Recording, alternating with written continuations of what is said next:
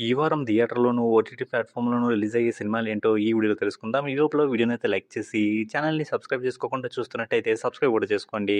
ముందుగా థియేటర్‌లో రిలీజ్ అయ్యే సినిమాల విషయానికొస్తే ఈ వారం 'రామ్ చరణ్' గారు మెయిన్ లీడ్‌గా చేసిన 'పెద్ది' సినిమా మాత్రమే థియేటర్‌లో రిలీజ్ అవుతుంది.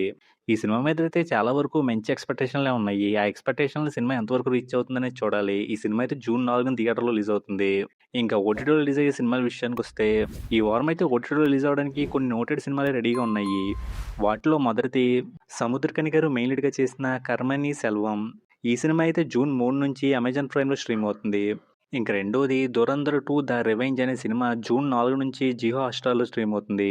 ఇంక మూడోది 'ధ్రువ సజ్జా' మెయిన్ లీడ్‌గా చేసిన 'కేడీ ద డెవిల్' అనే సినిమా జూన్ 5 నుంచి జీ5లో తెలుగులో కూడా స్ట్రీమ్ అవుతుంది. ఇంక నాలుగోది 'మోహన్ లాల్' గారు, 'మమ్ముట్టి' గారు కలిపి చేసిన 'పాట్రియాట్' అనే సినిమా జూన్ 5 నుంచి జీ5లో తెలుగులో స్ట్రీమ్ అవుతుంది. ఇంక ఐదోది 29 అనే టైటిల్‌తో ఉన్న తమిళ్ సినిమా జూన్ 5 నుంచి నెట్‌ఫ్లిక్స్‌లో తెలుగులో కూడా స్ట్రీమ్ అవుతుంది.